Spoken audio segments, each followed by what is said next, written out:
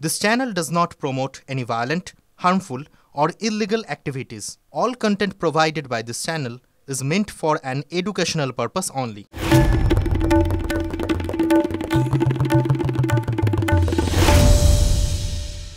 আরও একবার উত্তরের খোঁজে TV9 বাংলার তরফ থেকে এখানে উপস্থিত সকলকে আপনাদের স্বাগত জানাই, ধন্যবাদ জানাই, শুভেচ্ছা জানাই। আমি মঞ্জিরা আপনাদের সঙ্গে, আর আমি একা নই। আপনারা জানেন প্রত্যেকবার আপনাদের সঙ্গে কথা বলতে এখানে আমাদের ম্যানেজিং এডিটর এবং বিজনেস হেড অমৃতাংশু ভট্টাচার্য এবং কনসাল্টিং এডিটর অনির্বাণ চৌধুরী তিনিও আসেন।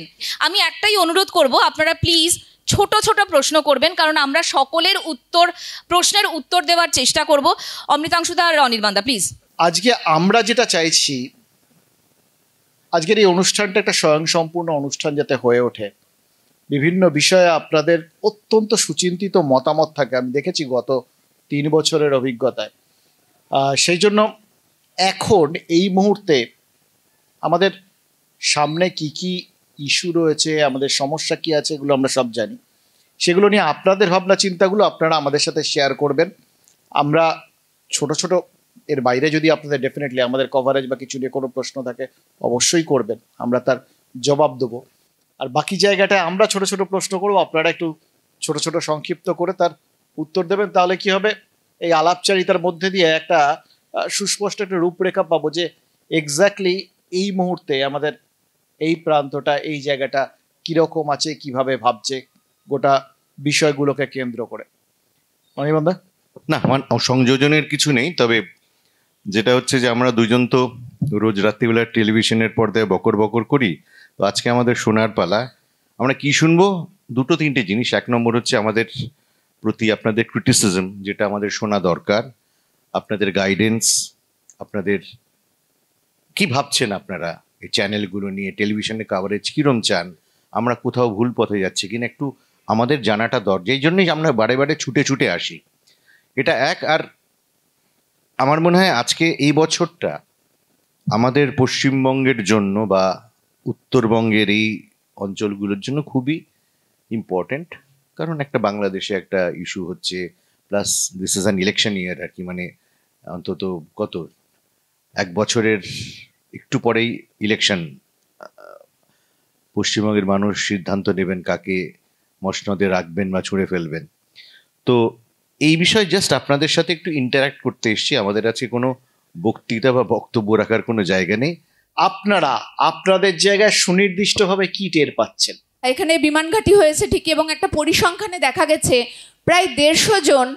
আমরা যখন বাগডোগরায় যাই, বাগডোগরা থেকে চেন্নাই যাচ্ছি বা ব্যাঙ্গালোর কিংবা হায়দ্রাবাদ যখন যাচ্ছি, প্লেনে উঠে প্রায় দেখা যায় যে প্রচুর কোচবিহারবাসী আমাদের সঙ্গে দেখা হয়ে যায়, কিন্তু আমরা এই পরিষেবাটা এখান থেকে পাচ্ছি না। আমরা বাগডোগরা পৌঁছে যাচ্ছি, কিন্তু বাগডোগরা থেকে কোচবিহার আসতে আমাদের যে সময় লেগে যাচ্ছে, আপনারাও জানেন, আপনারা হয়তো এসছেন, সেভাবেই প্রচুর সময় লেগে যাচ্ছে আসতে।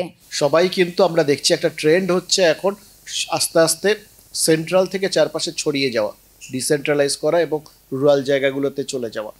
তো সেই জায়গার থেকে দাঁড়িয়ে কুচবিহারের মতো জায়গা, যেটা অনেক বর্ধিষ্ণু, অনেক প্রগতিশীল, সম্ভাবনাময় একটা জায়গা, সেখানটায় ডেফিনেটলি ব্যাপারগুলো এগোবে বলে আমাদের আশা।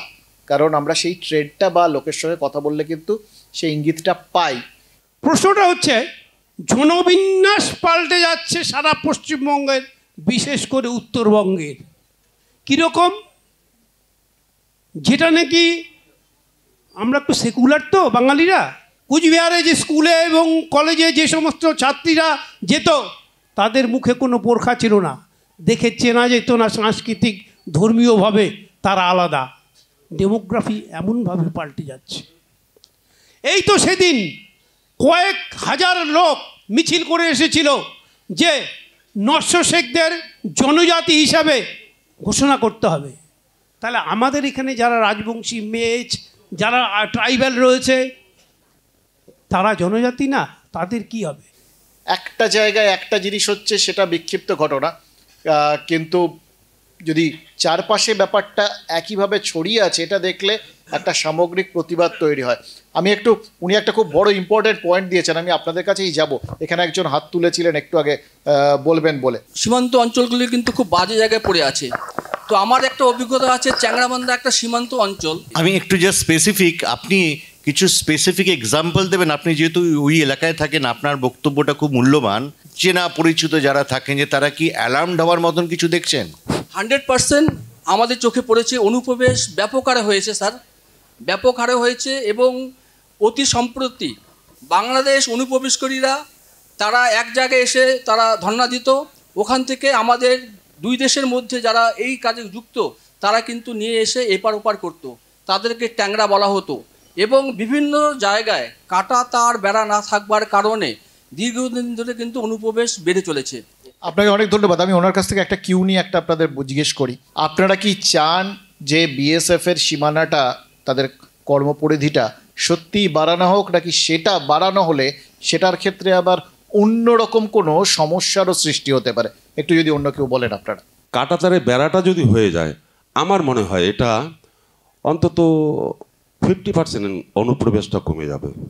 আমাদের কাজ হচ্ছে, মানুষ যখন সচেতন হবেন, মানুষ যখন অন্যায় দেখলে প্রতিবাদ করার সাহসটা পাবেন, তখন কিন্তু যেই ক্ষমতায় থাকুক, আজকে এ আছে কাল ও আসবে, কিন্তু সে একটু সচেতন থাকবে যে এটা বোধহয় করা যাবে না, করলে মানুষ প্রতিবাদ করবে।